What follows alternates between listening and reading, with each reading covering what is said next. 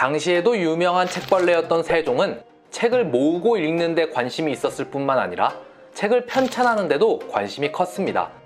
그런데 당시 조선의 인쇄술은 태종 때 개발한 개미자라는 기술이었는데, 개미자는 활자판 위에 글자 순서대로 활자를 나열한 뒤 밀랍으로 활자를 고정시킨 다음 종이에 글자를 찍어내는 방식이었는데요.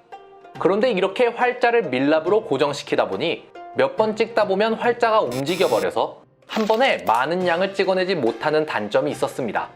그래서 세종은 이런 단점을 보완해 경자자라는 기술을 개발했는데요.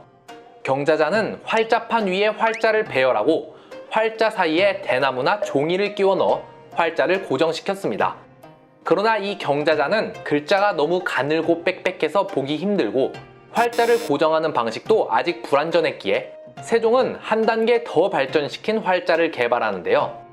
보기 좋은 글자체를 따기 위해 중국 성인들의 글자체를 본따서 기본 글자들을 만들고, 부족한 글자들은 세종의 둘째 아들 수양대군의 글씨체를 본따서 만들었습니다.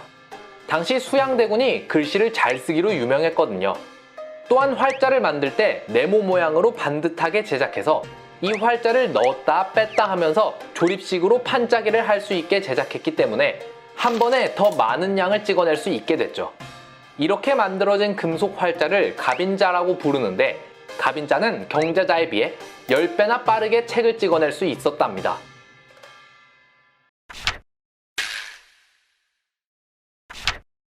자, 이렇게 갑인자도 만들었겠다. 책벌레 세종은 이제 갑인자로 찍어낼 수많은 책들을 편찬하기 시작하는데요. 먼저 역사책부터 살펴봅시다. 세종이 편찬한 역사서는 대표적으로 고려사가 있습니다. 고려사, 말 그대로 고려의 역사를 기록한 책인데, 사실 이 고려사 편찬 작업은 태조 때부터 시작되었습니다. 태조 시절 정도전의 주도하에 쓰였던 고려국사는 고려가 망할 수밖에 없었던 이유를 나열해서 조선 건국의 정당성을 확보하기 위해 쓰여졌는데요. 하지만 정도전의 정적이었던 태종이 왕위에 오르자 태종은 정도전의 주장이 크게 반영된 고려국사가 마음에 안 들어서 하륜에게 고려국사 수정 작업을 맡깁니다. 우왕 이후의 기록이 잘못된 부분이 많으니 이를 중점으로 수정하도록 하라. 그렇게 수정 작업에 들어간 고려국사는 태종 때에 완성되지 못하고 세종 때까지 넘어왔는데, 세종은 원본에서 정도전의 주장이 크게 반영된 것도 싫었지만 그렇다고 태종과 하륜의 시각대로 해석한 수정본도 마음에 들지 않았는데요. 좀 더 사실에 입각해 수정하도록 하자꾸나. 그렇게 세종에 의해 수정된 것 중 하나가 바로 역적으로 묘사됐던 정몽주를 충신으로 바꾼 겁니다. 내용에 대한 수정 작업을 마친 다음 세종은 책의 목차를 어떤 방식으로 구성할 것인가를 결정하는 등 다시 여러 번 수정 작업을 지시하는데요. 그렇게 태조 때 편찬을 시작한 고려사는 세종 때에도 결국 완성되지 못하고 문종 1년에 마침내 완성되게 됩니다. 그리고 문종 2년에는 서술 방식을 바꾸고 내용을 요약한 고려사전료도 완성되게 되죠. 이뿐만 아니라 이전에 집현전에 대해 알아볼 때 언급했던 자치통감 기억나시나요? 왜 엄청 길어서 대신들이 강연 교재로 적합하지 않다고 했는데 세종이 우겨서 강연에서 공부했던 중국 역사책이요. 세종의 자치통감 사랑은 유별나서 세종은 직접 자치통감에 주석을 달아 자치통감 훈의를 펴냅니다. 내가 통감의 주석을 보니 어떤 건 맞고 어떤 건 틀린 게 마구 섞여 있고, 또 어떤 내용은 자세하게 설명했는데 어떤 내용은 간략하게 넘어가기도 하더구나.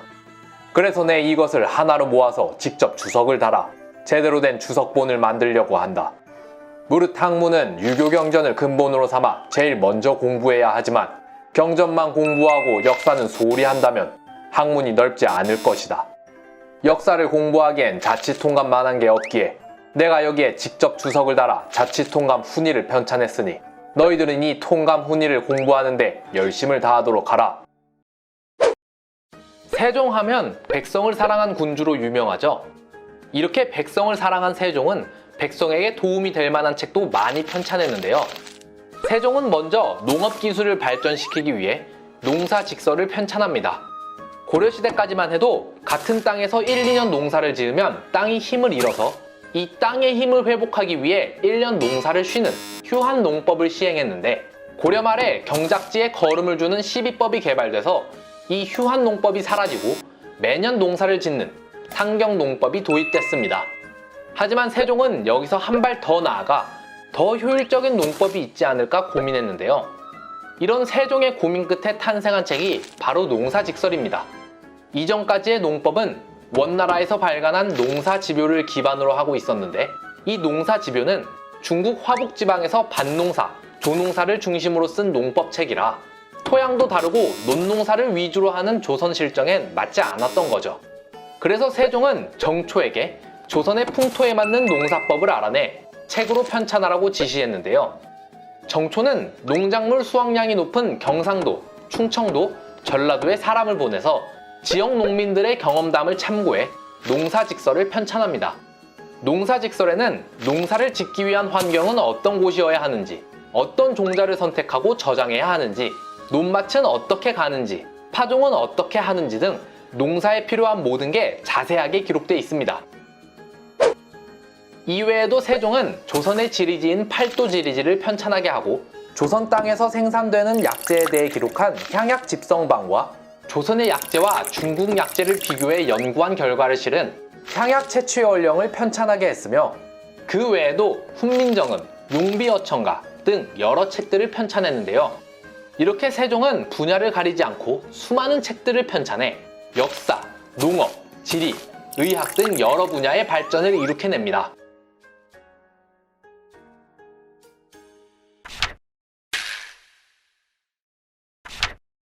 마지막으로 음악을 살펴보자면, 이 시대의 음악은 지금의 음악과는 조금 다른 성격을 띠었는데요. 지금 우리에게 음악이라 하면 기분, 분위기에 따라 듣고 싶은 음악을 듣고, 또는 듣는 음악에 따라 기분이나 분위기가 바뀌는 등 취미 혹은 분위기를 조성하는 요소로서의 느낌이 강하죠. 하지만 유교국가인 조선에서는 음악은 예악이라고 해서 음악을 들려줌으로써 듣는 사람이 예의, 예절을 지키게 만들 수 있다고 생각했습니다. 따라서 세종은 이 음악을 발전시켜서 백성이 바른 음악을 듣게 해 바른 마음을 가지게 하려 했던 건데요. 자, 음악을 정비하려면 또 음악 천재를 찾아야겠죠. 이때 세종의 눈에 든 이가 있었으니 바로 박연이라는 자였습니다. 예악을 정비하려 하는데 무엇부터 고쳐야겠느냐? 악기부터 고쳐야 합니다. 지금 우리나라에 있는 악기들은 고려 시절 송나라에서 받은 악기들인데 여러 난리를 거치며 모두 망가지거나 없어진 상태이옵니다. 자체적으로 악기를 만들 수 없으니 대충 주위에 있는 물건을 뜯어다 비슷하게 깎아 붙여 놓았사온데, 그러다 보니 음정도 맞지 않고 전부 쓸모없게 되었습니다. 따라서 먼저 기준음을 정리하고 기준음에 맞출 기본 악기인 평경을 만들고, 이에 따라 다른 악기들도 제작하는 게 순서이옵니다. 그럼 그렇게 시행하라. 그렇게 박연은 먼저 기준음을 정립하고 기준음을 맞출 기본 악기인 평경을 만들 재료를 찾기 위해 전국 방방곡곡을 뒤져 평경을 완성한 뒤 세종과 여러 관료들 앞에서 시범을 보였는데요. 그런데 가만히 듣던 세종은 소리가 매우 맑고 아름답구나. 허나 이치기 일매 소리가 약간 높은 듯한데 그건 왜 그런가?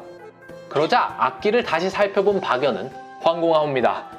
먹을 다 갈지 않아서 그런 듯 하옵니다. 그러고선 먹을 다시 갈아서 악기를 연주하니 이번엔 오차 없이 바른 소리가 났다 합니다.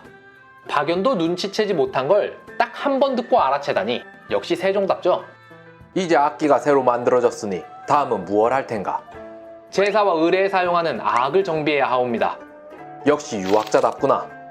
그러나 아악은 중국 주나라에서 유래했기에 우리의 제도와는 맞지 않는 부분이 있으니 우리의 제도에 맞게 수정해서 정비하도록 하라.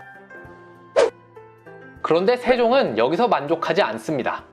단순히 중국에서 준 악기를 다시 만들고 중국에서 유래한 아악을 정비한 것만으론 성이 안 찼던 걸까요?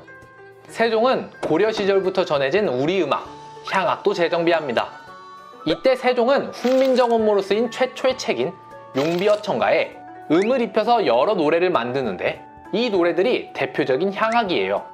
그런데 막상 만들고 나니 이 향악을 악보로 표현하기가 힘들어서 세종은 아예 악보를 만드는 법까지 새로 개발해 정감보라는 새 악보를 만들어버리기까지 합니다.